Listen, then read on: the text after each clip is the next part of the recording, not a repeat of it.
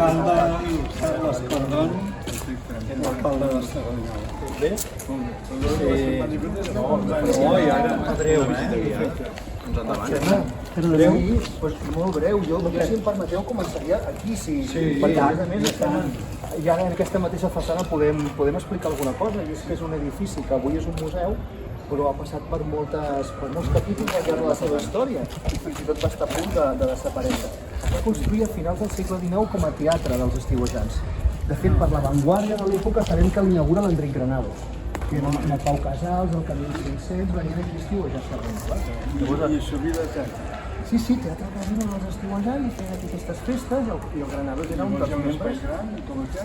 De teatre seria aquest cos que veiem aquí ara, que tindria una data que no podia recuperar-se, i els habitants havien desaparegut.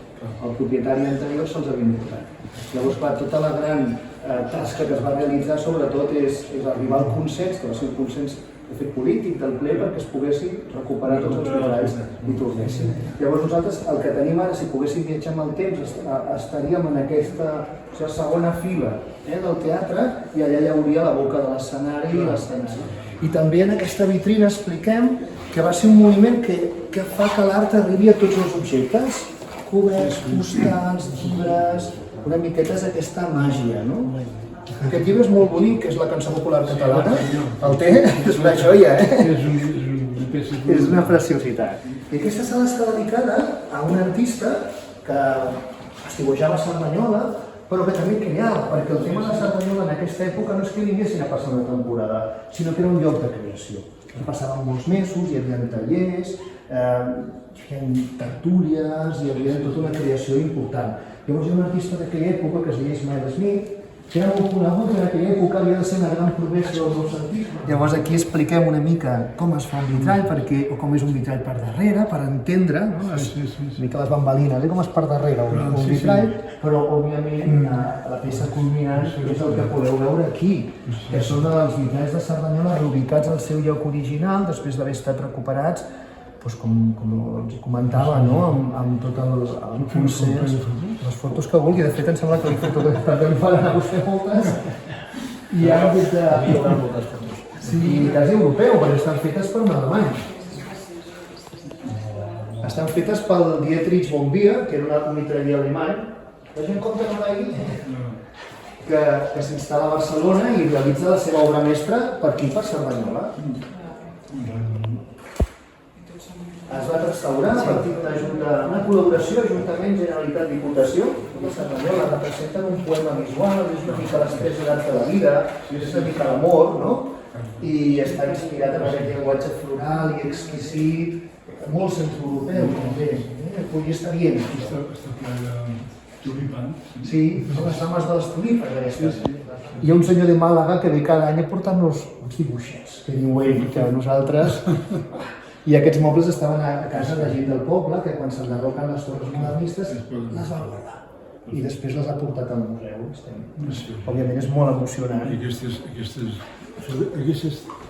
bust aquí, Aquest bust és d'un escultor italià i representa la poesia. Perquè també ens agrada això que el modernisme no és només d'aquí. És italià, és anglès, és francès, és centroeuropeu. I clar, connecta, el modernisme connecta a Europa. Aquest és un angle de Camarasa, la senyora Ramona, una senyora mallorquina que era molt moderna, era la musa de Pollença i tota la primera persona, la primera dona que va portar pantalons a les Illes Balears. Així que va venir la seva neta i estava com emocionadíssima. Bueno, la meva àvia aquí. Sí, deixava unes targetes amb una nota, ha vingut a veure la senyora no sé què, li ha deixat una nota. I has de fer un targeter que podies haver fet una safata i fas una nit, que és una dona però que també és molt eròtica, que és una flor salvatge i que està plena d'al·lusions eròtiques per l'època. Per l'època això és una mica pujadet de tu. Aquí que es queda sot petit i comença a pintar. Llavors aquest és un quadre que fa 17 anys, el Borratxo, un quadre de gènere però que introdueix molta crítica social a la gent del poble que era objecte de burla per part dels estiuejants, aquesta dona que ha d'aguantar una mica aquesta estructura familiar amb el senyor de festa. I és curiós com aquesta pintura de gènere reflecteix això. Tancada perquè està en molt mal estat de conservació, però que és la porta dels Iris, i que és una peça preciosa per si voleu fer una foto de conjunt, de Celia, com tu decideixis. Sí. És un espai bastant bonic. I això servia per passar del menjador al pati de darrere en aquella època. I ara mateix està amagada esperant la restauració. Ens posem aquí i feu la foto de... Senyora té tresors molt amagats. Que val la pena descobrir, Poden mirar un moment aquí a la càmera?